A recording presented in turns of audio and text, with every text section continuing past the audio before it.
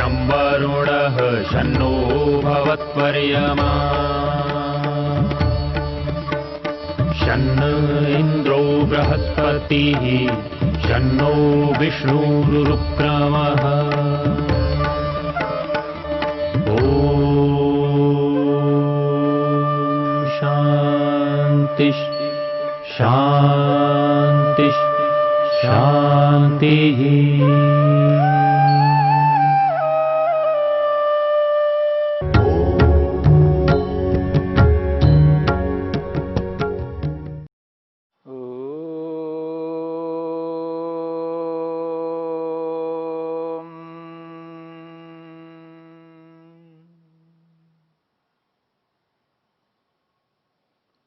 साधन पाद के पहले सूत्र को लेकर के विचार चल रहा है।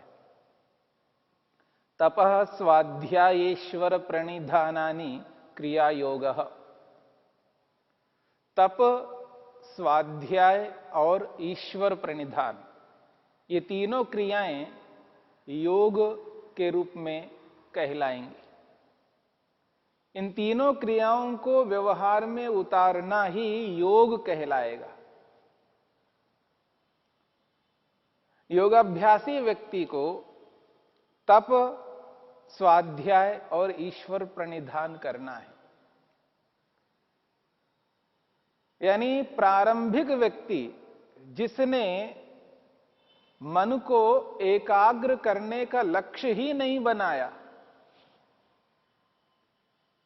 ऐसा व्यक्ति जिसका उद्देश्य समाधि लगाना नहीं है, ऐसा व्यक्ति जिसका उद्देश्य आत्मा परमात्मा का साक्षात्कार करके मुक्त होना, मुक्ति को प्राप्त करना, ऐसा लक्ष्य नहीं है।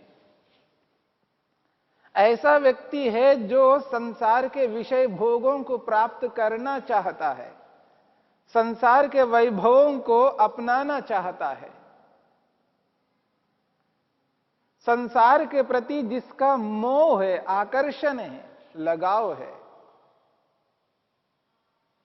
ऐसा व्यक्ति योग को कैसे अपनाए, ऐसा व्यक्ति योग का प्रारंभ कैसे करे, उसके लिए यहां पर कहा जा रहा है तप से प्रारंभ करना है। योगाभ्यास तप से प्रारंभ करना है, स्वाध्याय से प्रारंभ करना है, ईश्वर प्रणिधान से प्रारंभ करना है। जब व्यक्ति तप से योग को प्रारंभ करता है, और वो जो तप है वो तप द्वंद्वों को सहन करना है, और ये जो द्वंद्व सहन किए जाते हैं ये अच्छे कर्मों को करते समय, शुभ कर्मों को करते हुए व्यक्ति को सहन करना होता है। किसे? बाधा को, समस्या को, मुसीबत को, विपत्ति को, आपत्ति को सहन करना होता है। व्यक्ति जब अपने लक्ष्य को पूरा करने के लिए शुभ कर्म करने लगता है तो उसके सामने नाना प्रकार की बाधाएं, समस्याएं, मुसीबतें आ जाती हैं। उनका सामना करता हुआ व्यक्ति घबरा जाता है, उनको झेल नहीं पाता है, उनको सहन नहीं कर पाता है और अच्छे कर्मों को छोड़ देता है, त्याग कर देता है। परंतु योग कहता है ऐसा नहीं करना, उसके लिए तप करो। जिस अच्छे कर्म को अब करने जा रहे हो उसके लिए तप करो। यानी उस अच्छे कर्म को करते हुए सर्दी लगे तो उस सर्दी को सहन करो, गर्मी लगे तो गर्मी को सहन करो, और भूख लग रही है तो सहन करो कुछ समय के लिए, प्यास लग रही है तो सहन करो। अच्छे कर्मों को करने के लिए सहन करना आवश्यक है। इसलिए तप का विधान है, और यदि तप नहीं करते हैं तो योग को सिद्ध नहीं कर सकते।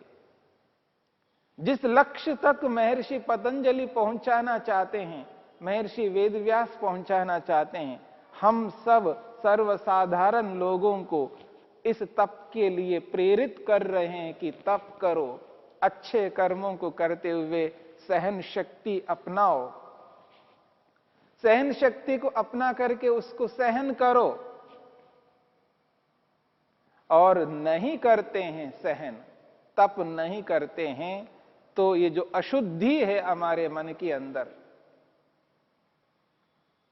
काम, क्रोध, लोभ, मोह, ईर्ष्या, अहंकार, अविद्या, अस्मिता, राग, द्वेष, अभिनिवेश के रूप में जो अशुद्धि है, ये जो वासनाएं हमारे मन के अंदर, जन्म जन्मांतरों के ये जो वासनाएं हैं, इन वासनाओं को कैसे दूर करें, और ये जो धर्माधर्म बनता जा रहा है इसको कैसे रोके।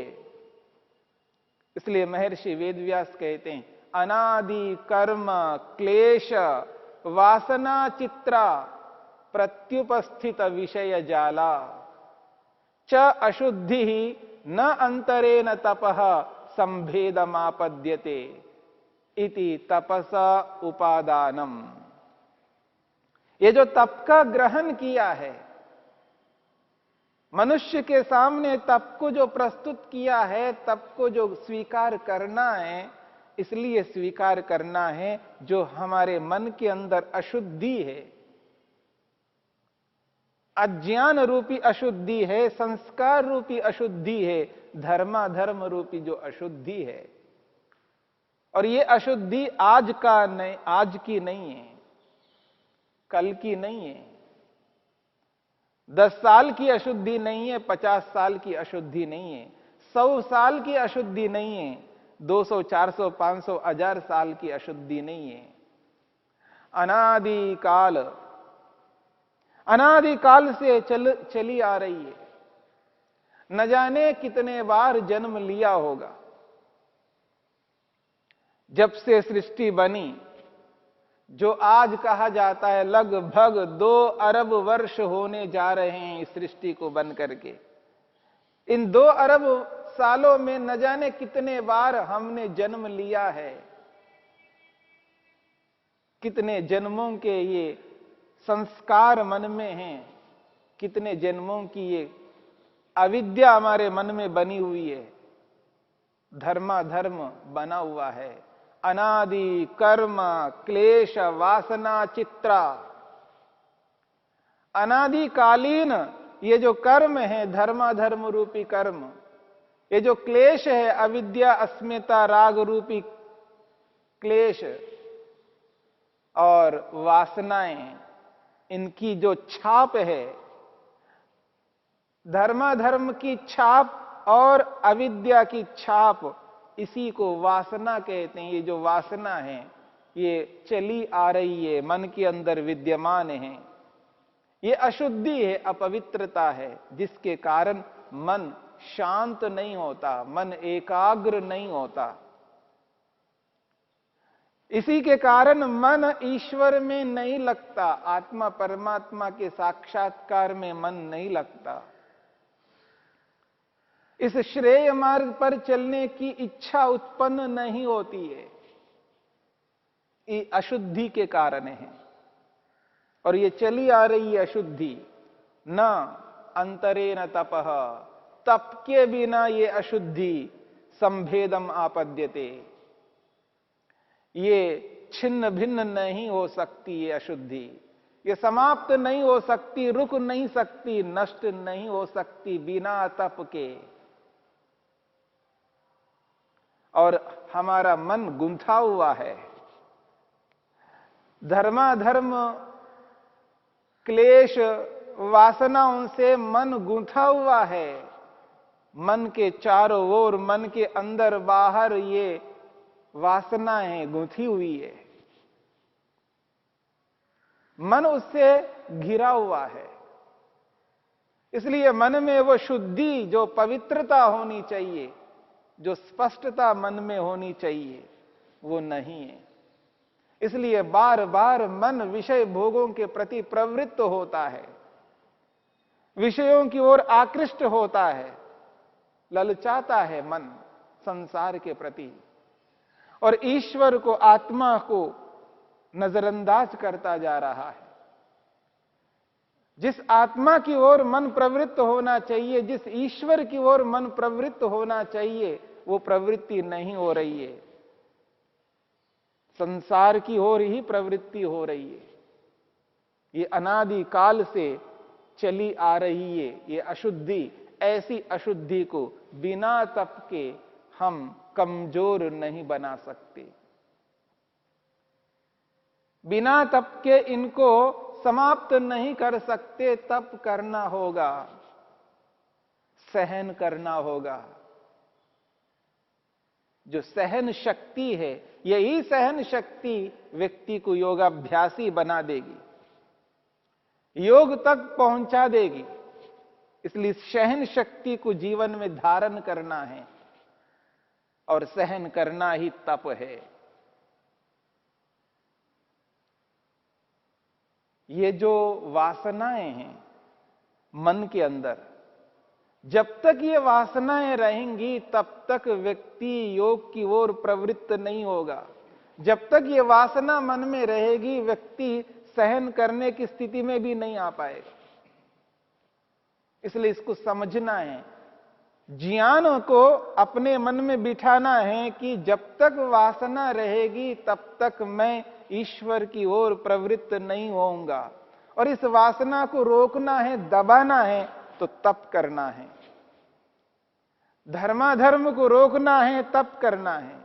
अविद्या, अस्मिता, राग, द्वेष, अभिनिवेश को रोकना है तो तप करना है।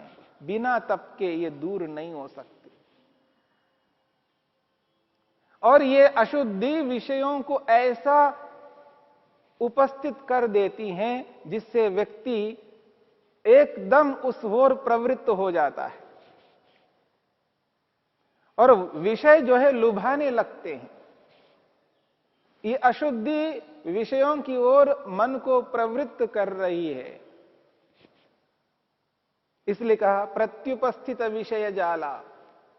विषय रूपी जाल को, विषय रूपी समूह को ये अशुद्धि प्रस्तुत कर रही है।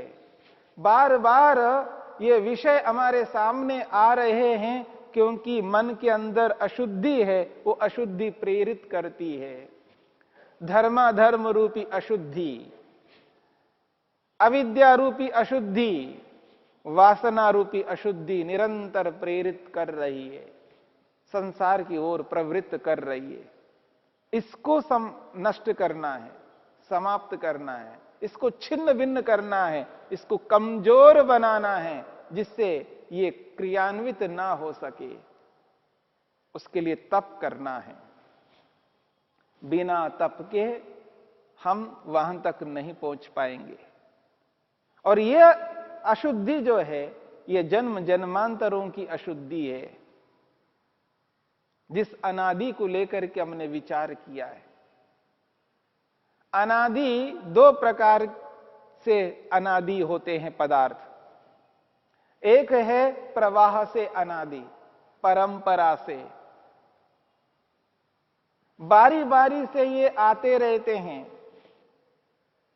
सृष्टि जब तक रहेगी तब तक कर्म करते रहेंगे। ये कर्म सृष्टि में रहेंगे, फिर प्रलय में नहीं रहेंगे। प्रलय के बाद वापस सृष्टि दोबारा बनेगी तो फिर दोबारा कर्म करते जाएंगे। तो ये जो कर्मों की श्रृंखला है निरंतर चलती रहती है, रुकती नहीं है, कभी नहीं रुक सकती। अर्थात सदा सदा के लिए नहीं रुक सकती, क्योंकि प्रारंभ कभी नहीं हुआ है।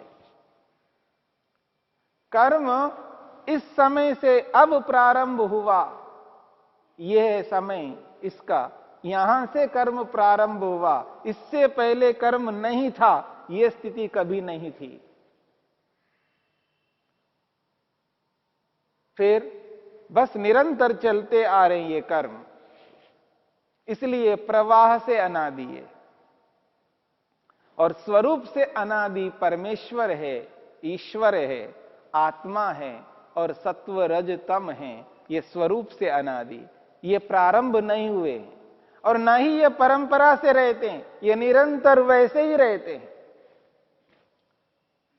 परमेश्वर सदा उसी स्थिति में रहता है जिस स्थिति में आज है। और जीवात्मा जिस स्थिति में आज है उसी स्थिति में सदा रहेगा। और सत्वर स्तंभ भी जिस स्थिति में है उसी स्थिति में निरंतर बनी रहेगा।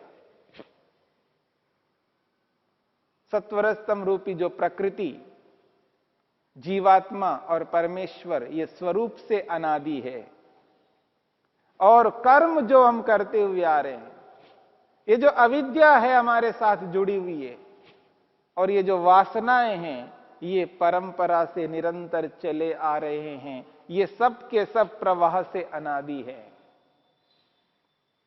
इसलिए यहां पर कहा जा रहा है अनादि कर्म क्लेश वासना चित्रा।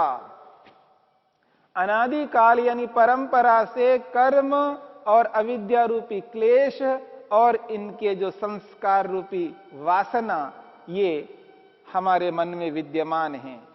प्रत्युपस्थित विषय जाला, ये विषय समुदाय को मनुष्य के सामने, आत्मा के सामने प्रस्तुत करती है अशुद्धि।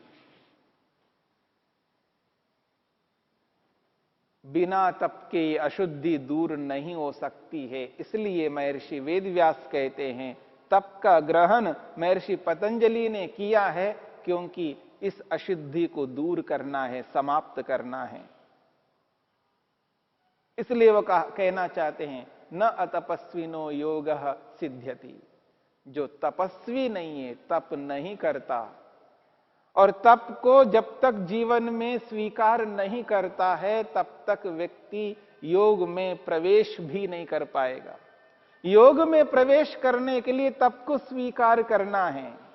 तप को जब जीवन में उतारते हैं, तब जाकर के व्यक्ति एक दिन योग को हृदयंगम कर लेता है, और उस तपस्या ही योग को सिद्ध करने वाली बनेगी। इसलिए कहते हैं बिना तप के व्यक्ति अशुद्धि को दूर नहीं कर सकता। ये जो अशुद्धि है, ये आज इस जन्म की नहीं है, पिछले जन्म की नहीं है, पता नहीं जन्म जन्मांतरों से चली आ रही है। जब से सृष्टि बनी है तब से लेकर के आज तक हम न जाने कितने बार जन्म लिए हैं, और उन समस्त जन्मों की जो अशुद्धि है वो बहुत अधिक बढ़ गई है हमारे मन के अंदर। और वो अशुद्धि जब तक मन में रहेगी तब तक हम योग में प्रवृत्त नहीं हो पाते हैं, समाधि की ओर अग्रसर नहीं हो पाते हैं।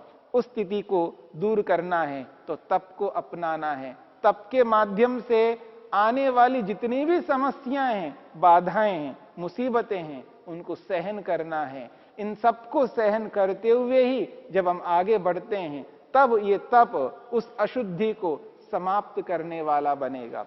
तभी ये तप उन क्लेशों को नष्ट करने वाला बनेगा। तभी ये तप उन धर्माधर्म को रोकने वाला होगा। नए पाप पुण्य कर्म नहीं बनेंगे। तपस्या से जो नए पाप या पुण्य कर्म बन सकते हैं वो रुक जाएंगे, धर्माधर्म रुक जाएगा। ऐसे ही क्लेश रुक जाएंगे और वासनाएं भी रुक जाएंगी। जब ये तीनों रुक जाएंगी, फिर उसी तप के माध्यम से इनको कमजोर बनाएंगे, और कमजोर बना करके एक दिन उसी तप से इनको नष्ट करेंगे। इसलिए बिना तप के ये अशुद्धि दूर नहीं हो सकती।